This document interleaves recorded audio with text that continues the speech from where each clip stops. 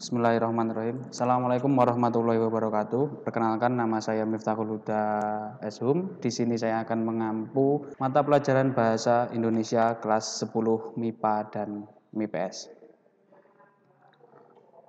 Pada pertemuan pertama ini, kita akan membahas tentang menyusun laporan hasil observasi. Hari ini saya akan mencoba menerangkan sesederhana mungkin agar mudah dipahami dan teman-teman sekalian cepat mengerti. Yang pertama, apa itu laporan hasil observasi? Laporan hasil observasi ialah sebuah teks laporan hasil yang kalian kerjakan yang menjelaskan tentang informasi tentang suatu objek sesuai dengan fakta berdasarkan hasil observasi atau pengamatan yang telah dilakukan.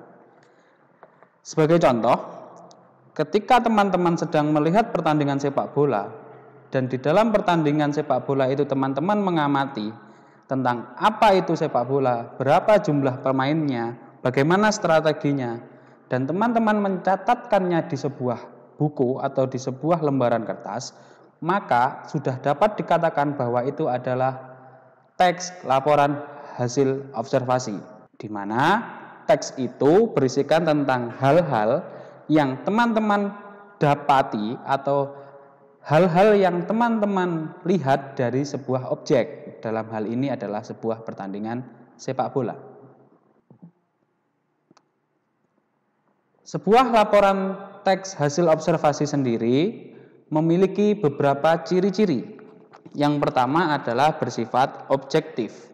Bersifat objektif artinya laporan yang teman-teman buat itu harus sesuai dengan apa yang teman-teman lihat, apa yang teman-teman dengar, dan sesuai yang teman-teman teliti.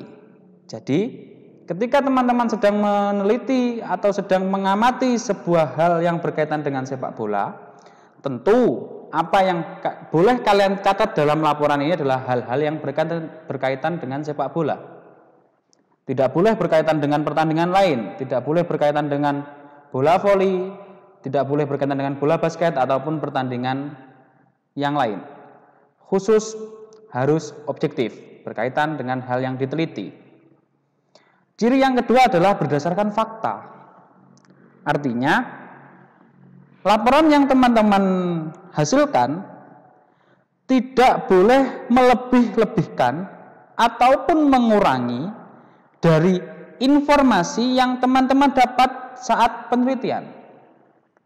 Misalnya, fakta di lapangan bahwa pemain sepak bola itu ada 11 per timnya. Maka tidak boleh teman-teman tulis 20, apalagi 30. Fakta kedua adalah pemain yang di lapangan adalah memperebutkan satu bola untuk diciptakan sebuah gol. Ingat, satu bola, faktanya hanya satu bola. Berarti di laporan tidak boleh ditulis lebih dari itu. Karena ketika teman-teman menulis tidak sesuai dengan fakta, maka itu bukan laporan hasil observasi, tetapi disebut dengan karangan. Ciri yang ketiga ialah ditulis secara lengkap. Artinya, kita menuliskan semua informasi yang kita dapat dengan detail dari objek yang kita teliti. Maksudnya bagaimana? Maksudnya adalah apapun hasil data yang kita teliti, yang kita dapat harus dituliskan. Hal ini diharapkan mampu menjadi sebuah sumber data yang valid atau yang bisa dipercaya. Selanjutnya adalah untuk apa toh kita membuat teks ini? Apa toh fungsi dari teks laporan hasil observasi ini? Di sini saya mencantumkan dua fungsi.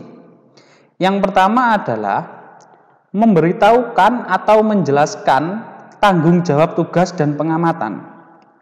Jadi ketika teman-teman diberi tugas oleh Bapak Ibu Guru untuk mengamati sesuatu hal, laporan itu loh yang bisa menjadi pertanggungjawaban teman-teman.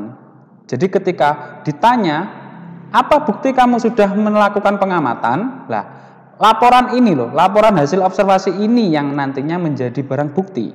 Sehingga laporan ini bisa dijadikan sebuah tanggung jawab tugas dan pengamatan yang diberikan oleh Bapak Ibu Guru. Fungsi yang kedua adalah sebagai alat pendokumentasian suatu objek atau pengamatan. Ketika teman-teman melakukan pengamatan, teman-teman pasti butuh alat atau sebuah hal yang digunakan untuk mendokumentasikan. Maka lewat laporan inilah nanti teman-teman memiliki sebuah dokumentasi dari suatu pengamatan yang teman-teman lakukan.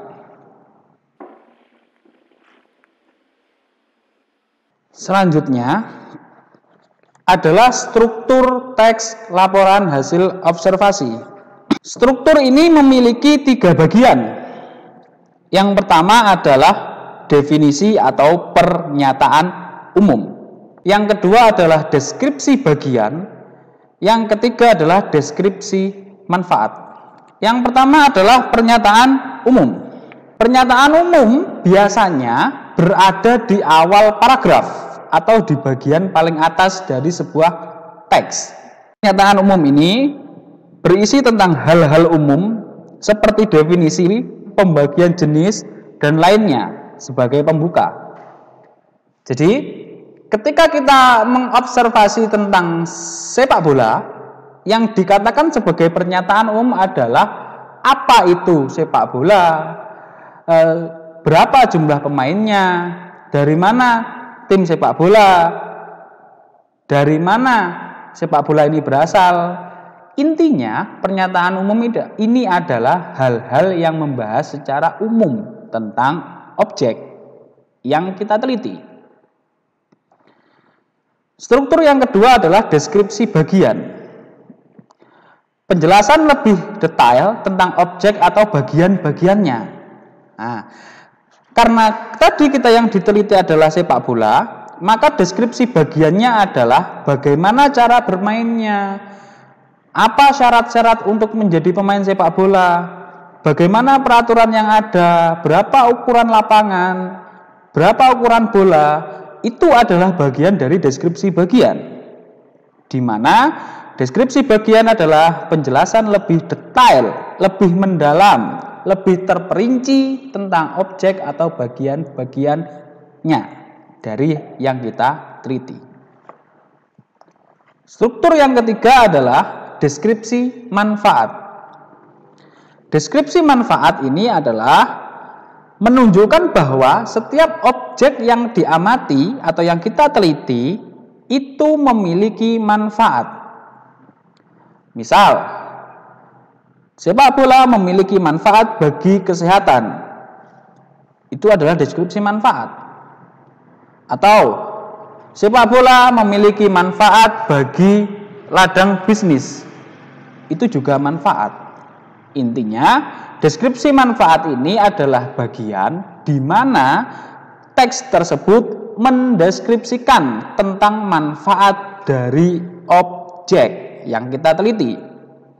Biasanya ini berada di akhir paragraf.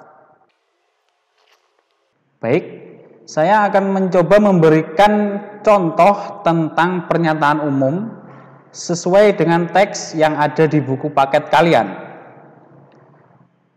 Contohnya adalah, wayang adalah seni pertunjukan yang telah ditetapkan sebagai warisan budaya asli Indonesia. UNESCO, lembaga yang membawai kebudayaan dari PBB, pada tanggal 7 November 2003 menetapkan wayang sebagai pertunjukan bayangan boneka tersohor dari Indonesia. Sebuah warisan mahakarya dunia yang tidak ternilai dalam seni bertutur. Ini adalah bagian dari pernyataan umum. Kenapa demikian? Karena di sini wayang hanya dijelaskan secara global, tidak mendetail. Ini juga termasuk ke dalam klasifikasi, akan tetapi tidak mendetail. Bagian